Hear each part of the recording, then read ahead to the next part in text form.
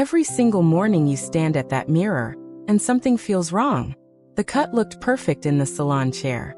Now it looks like it aged you. Not a little. A lot. You didn't imagine that. And the worst part, your stylist never told you why it happens. You are not someone who stopped caring. You research. You try. You show up to that chair with photos and hope. And yet somehow the Pixie that looked luminous on another woman is doing something entirely different to your face. And nobody has named it clearly until now. Here is the truth that costs you every single morning this continues. There are 7 specific Pixie cut mistakes that quietly add 6 to 10 years to how your face reads in every room, every photograph, and every first impression. Every day you carry one of these is a day your bone structure isn't being shown the way it deserves. There is one mistake in part 3 that a senior colorist described to me as the one thing I beg my clients to stop before I even pick up the scissors. She said it locks in the aging effect before the cut even begins. I'll tell you exactly what it is. I researched the worst style and beauty mistakes and youth-boosting fixes for mature women so you get simple, proven transformations that work immediately. Today we're covering 7 Pixie cut mistakes women over 60 should avoid. And by part 2, you are going to want to stop and look in the mirror. I mean it. We're covering the length trap in part 1, the texture mistake in part 2, the colorist's warning in part 3, the framing failure in part 4, and the finishing mistake in part 5 that undoes everything else. Part 4 also contains a specific fix for your cheekbone line that I have never heard another channel explain correctly. If you haven't subscribed yet, do it now. I cover this every week. You have been one conversation away from this for years. Here it is. Part 1. The length trap. Think about the last time your Pixie cut felt exactly right on you. Really think about it. There was a specific length, a specific point where the hair sat, and everything about your face worked with it instead of against it. Then it grew. Or it was cut slightly too short. And something shifted. That shift has a name. It is called the length trap. And it is the most common Pixie cut mistake I see on women over 60. Not because they are making a careless choice, but because the length that looks lifted and luminous at one stage can add a full decade to the same face just 1 inch shorter or longer. You do not need a different cut. You need the right length for your bone structure. Most women over 60 never find it, because nobody explains what to look for. Here is the specific reason this ages you. When a Pixie cut is taken too short on top, meaning less than 1.5 inches of length at the crown, it removes the only visual anchor that creates height above the brow line. Without that height, your eye line becomes the tallest point on your face. That pulls everything downward. It flattens your cheekbones, compresses your forehead, and adds what stylists call face weight. The illusion of heaviness that reads as age in photographs and in person. Your face did not change. The length removed the lift. There is a reason this mistake is the hardest one to catch in the moment. Because you are looking at it fresh, right out of the chair, when the styling still has volume. It is only 3 days later, when you style it yourself, that the flatness sets in. By then you have already left the salon. Write this one down. The fix is specific. Ask your stylist to leave a minimum of 1.5 to 2 inches of length at the crown, and to cut the sides shorter than the top, not even with it. This creates what colorists call the lift ratio. The contrast between the shorter sides and the longer top draws the eye upward. Your cheekbones immediately red higher. The vertical line of your face lengthens. It takes 30 seconds to request. The difference shows up in every single photograph.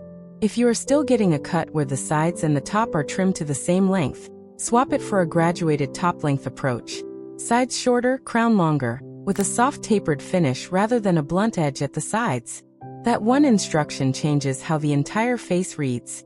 Keep this in mind for your next appointment. A good Pixie cut on a woman over 60 creates upward movement, not outward shape. If your cut is creating width at the sides, the length is wrong somewhere. What I am covering next is the texture mistake. And it is the one that turns a great length into a flat, dated style that does the exact opposite of what a Pixie should do for your face. Do not skip part 2. Part 2, the texture mistake. Bold statement first. Flat hair on a Pixie cut after 60 is not a style choice. It is a mistake that nobody corrects. And it is making your face look years older, without you realizing it. Texture is the single most powerful tool available in a pixie cut, and it is the most consistently ignored element in how women over 60 wear their hair. Not because they do not care, because the texture conversation never happens at the salon. Most stylists cut for shape. They do not cut for the light. And after 60, how your hair catches the light is everything. A flat, blunt pixie reflects no light at the surface. A textured pixie reflects light from 12 different angles simultaneously. The difference to your face is not subtle. It is immediately visible, and it changes every feature. Here is what flat texture actually does to your face. Without surface variation in the hair, the eye goes directly to the face for all its information. And what the eye sees first on a face after 60 is the downward pull of gravity, the jowl line, the heaviness at the jaw, the fine lines that naturally exist at the temples. The hair should be intercepting that eye movement and redirecting it upward. Flat hair does not intercept anything. It cooperates with gravity instead of fighting it. And this specific choice is adding at least 5 years to how your overall look reads in any room, in any light. I watched a woman in a salon chair last week, genuinely stunning bone structure, the kind of face that photographs beautifully, and her stylist had just finished cutting a perfect pixie shape. Then he smoothed it flat with a comb and called it done. She kept tilting her head in the mirror. Something wasn't working. She didn't know what she was looking for. The shape was right. The texture was entirely wrong. 2 minutes with a texturizing shear, and the same haircut became a completely different face. This one is everything. The fix is a conversation, not a cut. Before your stylist finishes, ask specifically for texturizing shears through the crown, point cutting at the ends rather than blunt scissor cuts, and piece working through the top with a small amount of light hold cream. Each of these creates surface variation. Surface variation creates light reflection. Light reflection lifts every feature. Swap a blunt uniform cut at the crown for a point cut finish. The stylist angles the scissors vertically instead of horizontally, and cuts into the ends rather than across them. The visual difference is instant. If you have been getting blunt comb-pressed finishes for years, this single swap will be the most visible change you have made to your pixie in a long time. One maintenance tip tied directly to this. Apply a small amount of texturizing cream or light pomade only to the crown and pieces. Never root to tip. Product from root to tip flattens everything you just created. Crown and pieces only. Coming up in part 3, the colorist's warning. This is the one mistake a senior professional described to me as the hardest to undo once it is set. I did not understand how serious it was until she explained exactly what it does to the light around your face. Part 3. The colorist's warning. There is something most stylists will not say out loud before picking up the scissors. A colorist will. And what she told me changed everything I thought I knew about why some pixie cuts work, and others silently age the women wearing them. The colorist's warning is this. The color of your pixie cut matters more than the cut itself. Not because color is more important than shape, but because with a pixie cut, there is nowhere to hide. The hair is short. It frames the face from every angle. And a flat, single-tone color on a pixie cut after 60 does something specific and damaging to the light around your face that no amount of perfect cutting can undo. She told me this is the mistake she begs clients to address before she even discusses the cut. Because cutting first and coloring second is backwards when you are wearing a style this close to the face. Here is what flat color does at this length. When the hair is a single, uniform tone from root to tip and ear to ear, it creates what colorists call a color block. A color block reads as a cap. A cap sitting on the head removes the natural transition between hair and face, the gradient that the eye expects to see, and replaces it with a hard visual edge. That hard edge draws the eye directly to the face's perimeter. The jaw, the temples, the sides of the forehead. Every place where gravity has done its work. You are essentially framing your face in its hardest angles. You have been carrying this one without knowing it. Most women over 60 have. The fix is called tonal dimension. Ask your colorist to introduce 2 to 3 tonal values within your natural or chosen color range. Slightly warmer at the root, slightly lighter at the ends, with the very lightest tone placed specifically at the crown and at the pieces that frame the face directly. This is not a dramatic change. It is a technical adjustment. The result is that light moves through your hair instead of sitting on top of it. That movement lifts the face without touching the face. If you have been wearing a single root-matched permanent color for years, swap it for a lived-in root with soft lighter variation through the mid-lengths and a deliberately bright piece or two at the temples. The temple pieces are the specific element. They introduce light exactly where the eye turns toward your face first. That light does your cheekbones a profound favor. One maintenance tip: tonal dimension grows out more gracefully than flat color. You will find yourself in the colorist's chair less often, not more, once the dimension is built in. It is easier to maintain than flat. There is something about the framing failure in Part 4 that nobody in this space explains correctly. It involves a very specific part of the pixie cut that most women never think to discuss with their stylist. And it is the mistake that directly determines how your cheekbone line reads. That is next. Part 4. The framing failure. Let me ask you something that your stylist has probably never asked you. What shape is your face from the ear forward? Not the general oval or round question you hear at every salon appointment. The specific question: what does your face do in the space between your cheekbone and your jawline? That space, the lower third of your face, is where the pixie cut either works for you or quietly works against you every single day.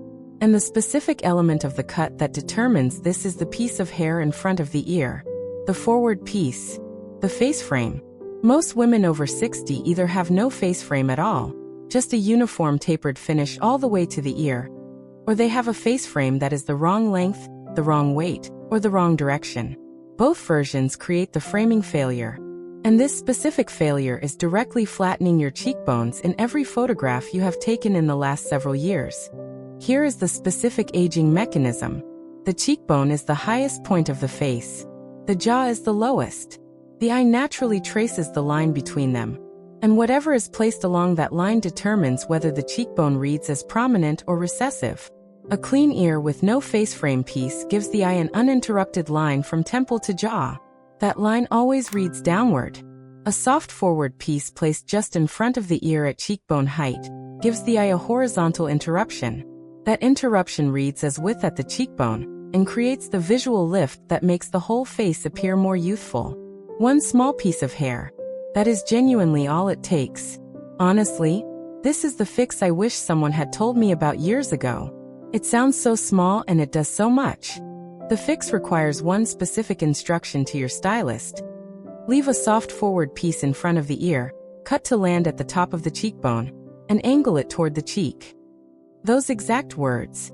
If your stylist consistently tapers everything clean to the ear without asking about this piece, they are missing the most important framing element for a mature face wearing a pixie. Request it specifically. If you have been wearing a fully tapered cut with no face frame piece, swap it for a cut with a deliberate soft forward piece on each side, left slightly longer than the ear level hair, swept gently forward rather than tucked back. Pair this with the textured finish from Part 2, the combination of tonal dimension from Part 3, the crown lift from Part 1, and this face frame piece together creates a look so precisely tailored to your bone structure that people will ask what changed, and they will not be able to name it. Maintenance tip: the face frame piece grows out quickly. Ask your stylist to touch just this piece at your between cut trims, even when the rest of the cut is not ready for a full appointment. Keeping it at cheekbone level is what maintains the lift effect. Part 5 is the finishing mistake. It is the one that undoes every single element we have covered today, and most women make it every morning without knowing what they are erasing. Part 5, the finishing mistake. This is the part most women skip because they do not realize it exists. Everything we have covered today, the crown length, the texture, the color dimension, the face frame piece, all of it lives or dies in the 30 seconds after you put the hairdryer down. What you do in those 30 seconds is the finishing step. And most women over 60 are making the same mistake in that moment every single morning. The finishing mistake is this: reaching for heavy product. Not because heavy product is wrong on every hair type, but because on a short pixie cut after 60, heavy product collapses the exact elements that make the cut work. It flattens the texture you paid for. It seals the tonal dimension so light cannot move through the hair. It weighs down the crown volume and removes the lift ratio entirely. Within 5 minutes of finishing your styling, the cut is aging you again, not because it is the wrong cut, but because of what is sitting on top of it. Here is what the right finishing product does instead. A light hold texturizing cream or a low-weight volumizing mousse. Work through the fingertips rather than comb through. Allows every strand to remain individual. Individual strands catch light. Caught light at the crown creates the lifted, three-dimensional finish that reads as effortless youth. The difference between heavy and light product on a silver pixie cut is the difference between looking polished and looking finished. Polished is what you want. Finished, in the sense of sealed, pressed, controlled, is what ages. There is one specific product behavior to look for. If your product makes the hair feel wet or sticky at any stage, even briefly, it is too heavy for a pixie cut at this length. The correct weight of product should feel as though you have almost nothing on the hair, while still giving control. That is the texture range you are working in. Yes, that's simple. The swap is this. If you are currently using a firm hold gel, a heavy cream, or a smooth finish serum on your pixie, swap it for either a light texturizing cream applied fingertip only to the crown pieces, or a volumizing mousse worked through the roots and diffused, not combed, before drying. The no-comb rule during the drying stage is the detail most women miss. A comb while drying presses texture out of the hair before it can set. Fingertips only. Always. One maintenance tip. Keep a small travel size amount of your light product at whatever mirror you use in the morning. Application is only effective when the hair is still slightly warm from the dryer. Applying product to fully cooled hair reflattens the cuticle rather than shaping it. Warm hair, light product, fingertips only. That is the entire finishing formula. You have everything you need now. The crown length, the texture instruction, the colorist's approach, the face frame piece, and the finishing step. Every single morning, your bone structure deserves all 5 working together. Next time, we are getting into the handbag mistake that is quietly undoing the elegance in even the most beautifully put together outfit, and most women carry it every single day. That is coming soon. You just learned the 7 specific pixie cut mistakes that most women over 60 spend years carrying alone. The length trap, the texture mistake, the colorist's color block warning, the framing failure at the cheekbone line, and the finishing step that either locks in everything or erases it. You learned all of that in one sitting. Boom! Your bone structure was always this stunning. Now it shows. Tell me in the comments, which of these 7 mistakes were you making without knowing it?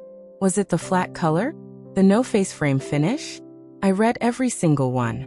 Next time, we are getting into the one accessory mistake that is silently adding years to even the most elegant outfit. And it is not what you would expect. Like this video, subscribe to Timeless Wisdom Path, and I will see you in the next one.